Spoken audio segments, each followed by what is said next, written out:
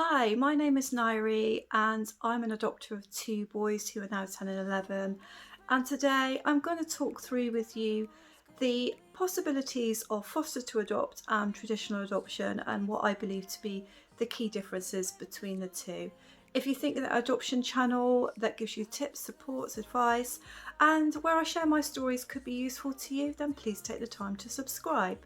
So first and foremost, if you're going to go for a traditional adoption, then you will be trained as an adopter and not as a foster carer as well. So you'll go through the whole training program that makes you a potential adopter. And when you're going for a child to be adopted, before they come to you, there'll be a whole host of things that have to happen before they can be released for adoption.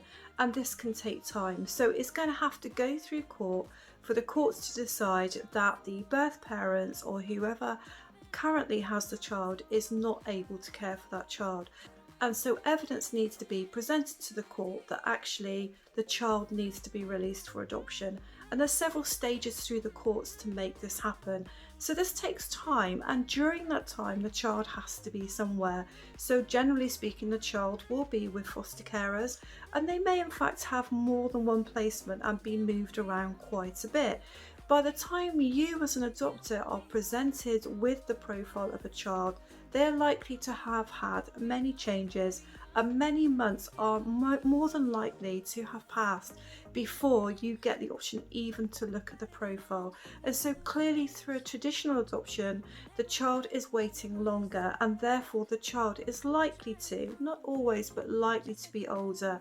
And there are going to be fewer children for adoption under the age of 2 through the traditional route, therefore perhaps less choice when it comes to babies and very young children. However, once that child is released for adoption, there is no going back. Court has decided that they are free to be adopted by another family, and therefore the heartache of potentially waiting to see is not going to happen anymore.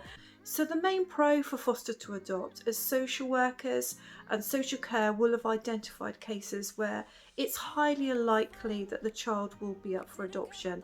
It may be a family that have had several children and all those children have been removed. It may be that they already know that the mother or the father or the family are not in a good place to be able to care for that child. And so that identification process will already have happened. But there's never a given with this, and particularly as a court case has to happen, pretty much anything can happen.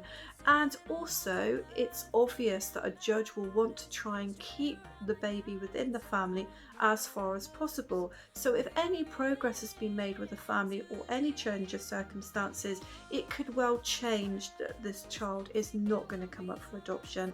And so as a foster to adopt candidate, you will be trained as a foster carer first and then continue to be trained as an adopter. So in effect, you will be both. You will be able to be seen as both, which is a real positive.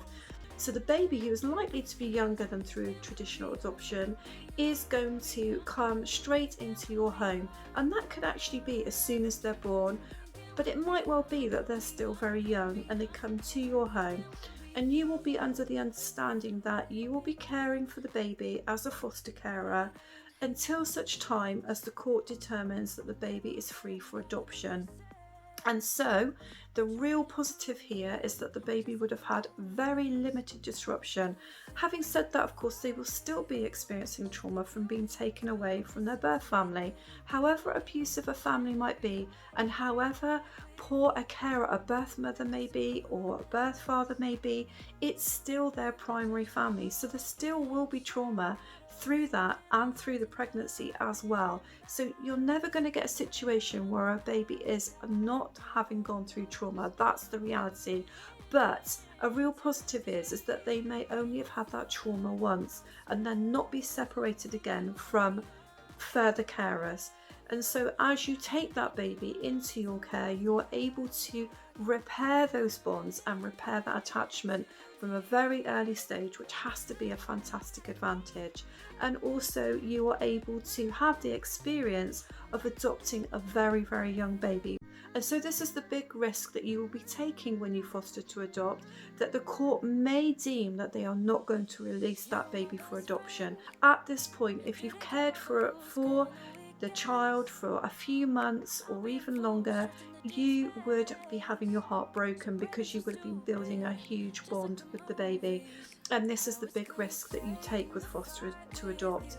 I hope this video really helps you. If it does, please take the time to subscribe to Nairi Squires, and then you will know when I bring out more videos on tips, advice around adoption, my stories and experiences.